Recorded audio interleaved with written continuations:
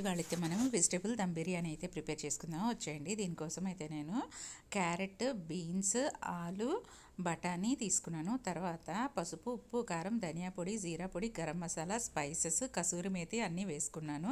తర్వాత పెరుగు కూడా యాడ్ చేసుకున్నాను. ఇందులోనే సన్నగా చాప్ చేసిన పుదీనా, కొత్తిమీర కూడా యాడ్ చేసుకొని అన్నీ బాగా మిక్స్ చేసుకున్నాను.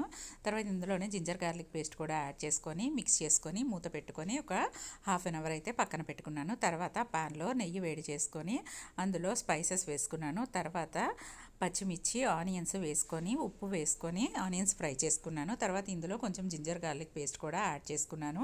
టమాటాలు కూడా యాడ్ చేసుకొని మిక్స్ చేసుకున్నాను. ఇవన్నీ కొంచెం కుక్ అయిన తర్వాత ఇందులో మెంతి కూర కూడా యాడ్ చేసుకున్నాను.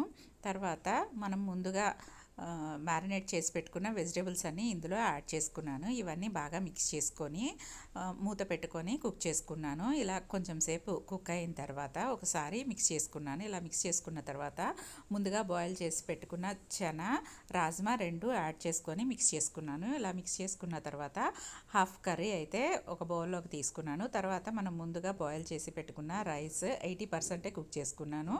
రైస్ని అయితే ఒక లేయర్గా వేసుకొని మళ్ళీ కర్రీ వేసుకొని తర్వాత ఇంకొక లేయరు రైస్ అయితే వేసుకొని పుదీనా, కొత్తిమీర కూడా యాడ్ చేసుకున్నాను. ఫ్రై చేసి పెట్టుకున్న పనీర్ కూడా యాడ్ చేసుకొని పైన నెయ్యి వేసుకొని ఒక 20 మినిట్స్ అయితే సిమ్లో కుక్ చేసుకున్నాను. అంతే, మనకి వెజిటేబుల్ దమ్ బిర్యానీ అయితే రెడీ అయిపోతుంది. ఎంతో టేస్ట్గా ఉంటుంది.